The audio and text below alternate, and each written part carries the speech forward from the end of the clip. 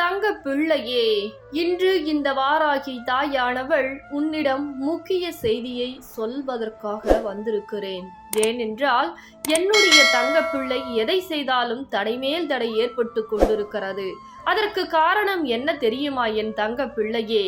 இந்த கெட்ட தீய சக்திதான் உன் இல்லத்திற்கு வெளியே இருந்து ஒருவரால் ஏவ விடப்பட்டு உனக்கு எந்த நல்லதும் நடக்கக்கூடாது, நீ நோய்வாய்ப்பு பட வேண்டும், உன் வாழ்க்கையில் நீ முன்னேறக்கூடாது என உன்னுடைய சொந்த உறவுகளே இந்த விஷயத்தை செய்து வைத்திருக்கிறார்கள். அதனால் நான் சொல்லக்கூடிய ஒரே ஒரு காரியத்தை மட்டும் உன் இல்லத்தில் வெளியே செய்.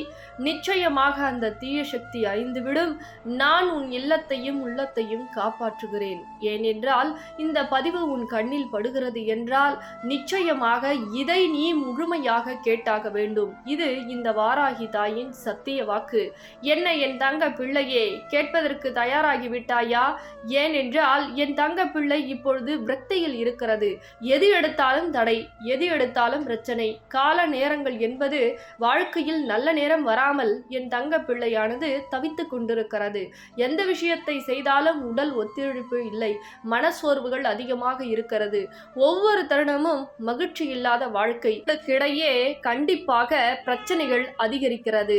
தேவையில்லாத சிடுசிடு என்ற உறவுகளுக்கிடையே பேசுவது, உடல் நோய்கள் என்பது அதிகரிப்பது என என் தங்க பிள்ளைக்கு 1000 பிரச்சனைகள் இந்த சில காலமாக அதிகமாகவே இருக்கிறது. சிறு விஷயத்தை செய்தாலும் அதை கூட உன்னால் செய்ய முடியாத நிலைக்கு நீ தள்ளப்பட்டிருக்கிறாய். என்ன என் தங்க பிள்ளையே, நான் சொல்வது வாழ்க்கையில் நடந்து கொண்டிருக்கிறதா? அப்பொழுது நடந்து கொண்டிருக்கிறது என்றால் மட்டும் இந்த பதிவினை கேட்டால் போதும். ஆனால் நடக்கிறது என்றால், ஆம் தாயே, இந்த விஷயமெல்லாம் என்ன நடக்கிறது என்று நீ குறு மெசேஜை அனுப்பி வைக்க வேண்டும். அனுப்பி வைப்பவர்களுக்கு நிச்சயமாக நான் என்ன செய்ய வேண்டுமோ அதை செய்து விடுவேன். இப்பொழுது நீ கவனமாக கேள். ஏனென்றால் சில விஷயத்தை கவனமாக கேட்டு சில விஷயத்தை முறையாக கடைபிடித்தால்தான் இந்த தீய சக்தியை நான் உன் இல்லத்திற்கு வந்து விரட்டி அடித்து உன் வாழ்க்கையும் உன்னையும் காப்பாற்றுவேன். ஏனென்றால் பொறுமை என்பது நம் வாழ்க்கையில் மிக மிக அவசியம். சில உறவுகளிடம் பெருமையாக பேசிக் கொண்டிருக்காதே. நீ செய்யக்கூடிய காரியத்தை வெளிப்படையாக மற்றவர்களிடம் பெருமிதமாக பேசுகிறேன் என்று சொல்லாதே. ஏனென்றால் கல்லடி பட்டாலும் படலாம், கண்ணடி படக்கூடாது என்று நம்முடைய பெரியவர்கள் சொல்லி இருக்கிறார்கள். அதே போல்தான் உன்னுடைய உறவுக்காரர்கள் உன் மீது அன்பு இருப்பது போல் மணக்க மணக்க உன் உயர்வை அப்படியே பெருமையாக பேசுவதோல் பேசிவிட்டு இவர்கள் நம்மை விட முன்னேறக்கூடாது அப்படி என அக்கத்து வீட்டுக்கார், பக்கத்து வீட்டுக்கார், சொந்தக்காரர்கள் என அனைவரும் உனக்கு எதிரியாக தான் இருக்கிறார்கள். ஆனால் மேலோட்டமாக பார்க்கும் பொழுது உன் உயர்வுக்கு நான் உதவி செய்கிறேன் என்று பல அப்பட்டமாக பொய்களை சொல்லுகிறார்கள். என்னுடைய தங்கப்பிள்ளை என்ன செய்கிறது? இவர்கள் அதிகமான நல்லவர்கள் போல இவர்களிடம் அனைத்தையும் சொல்ல வேண்டும் என அனைத்தையும் அப்பட்டமாக உளறி கூட்டி விடுகிறது. பிறகு அந்த இடத்தில் என் தங்கப்பிள்ளை செய்யக்கூடிய காரியங்கள் உருகுலைந்து நிற்கிறது. உருகுலைந்து நிற்காலும் பரவாயில்லை, உடல் வியாதிகள், கண்திஷ்டிகள் என உடல் சோர்வால் அவதிப்படுகிறது. கைகால் குடைச்சல், மூட்டு வலி, உடல் சோர்வுகள் என பல விஷயத்தில் என் தங்கப்பிள்ளை உடல் அளவிலும் மனதளவிலும் ரணத்தை அனுபவித்துக் கொண்டிருக்கிறது. அதனால் இப்பொழுது நீ என்ன செய்ய வேண்டும்? கவனமாக கேள். ஒவ்வொரு விஷயத்திலும் இந்த தாய் உன்னை காப்பாற்றுவதற்காக வருகிறேன். அதை பயன்படுத்திக் கொள்வதும் அலட்சியமாக விட்டு தள்ளுவதும் உன்னுடைய பொறுப்பாகும். ஆனால் என்னை வணங்கி நீ இல்லத்தில் வழிபடுகிறாய். வாராகி தாயே, என் இல்லத்திற்கு வருவீர்களா என்று கேட்கிறாய். தாயே, மற்றவர்கள் இல்லத்திற்கு தான் வாக்கு சொல்வீர்களா? வாழ்க்கையை கொடுப்பீர்களா? எனக்கு ஒரு வாழ்க்கையை கொடுக்க மாட்டீர்களா என என் தங்க பிள்ளை உருக்கமாக என்னிடம் கேட்கும் பொழுது நான் எப்படி வராமல் என் தங்க பிள்ளைக்கு எப்படி உதவி செய்யாமல் இருப்பேன்? சில நேரங்கள் பதிவு மூலமாக தான் உனக்கு நான் சில விஷயத்தை தெரியப்படுத்த முடியும். அதனால் தான் இப்பொழுது உனக்கு தெரியப்படுத்த கொண்டிருக்கிறேன். இது சாதாரண வாக்கு அல்ல, சத்திய வாக்கு என்பதை எப்பொழுதும் மறந்து விடாதே.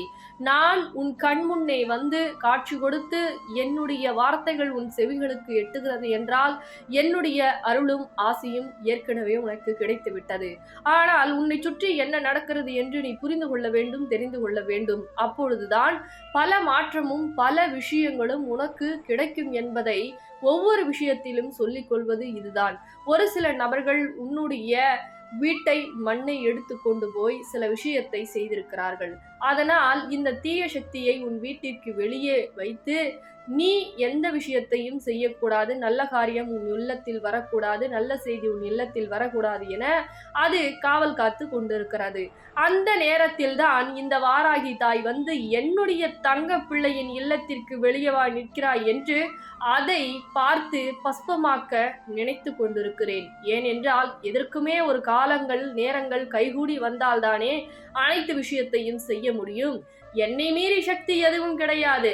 இருந்தாலும் அதனுடைய ஆட்டத்தை அடக்க நேரம் ஒன்று வர வேண்டும். அதனால் என் தங்க பிள்ளையே, நேரத்தை இப்பொழுது கணித்து விட்டேன். அதற்குண்டான நேரங்களும் வந்துவிட்டது.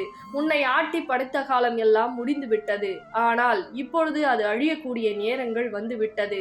என்ன இப்பொழுது நீ உன் இல்லத்திற்கு வெளியே செய்ய வேண்டும். அதை முழுமையாக கேள். ஏனென்றால் நான் சொல்வது உனக்கு அனைத்து அறிகுறிகளும் இருந்தாலும், ஏதாவது ஒரு அறிகுறிகள் இப்படி நான் சொல்லியது இருந்தாலும் நீ இந்த வழிபாட்டை கடைபிடிக்க வேண்டும். கடைபிடிப்பது என்பது, சொல்லுவது என்பது என்னுடைய கடமை. உனக்கு இந்த தாய் சொல்லக்கூடிய வாக்கின் மீது நம்பிக்கை இருந்தால் மட்டும் செய். இதில் நம்பிக்கை இல்லை என்றால் செய்ய வேண்டாம். ஏனென்றால் அவநம்பிக்கையோடு எந்த காரியத்தையும் தொடங்கவும் கூடாது, எந்த காரியத்தையும் செய்யவும் கூடாது.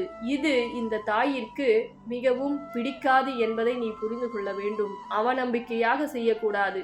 நம்பிக்கையாக செய்தால் நலம் உண்டாகும், மங்களம் உண்டாகும். அந்த தீய சக்தியை நான் விரட்டி விரட்டி அடித்து விடுவேன்.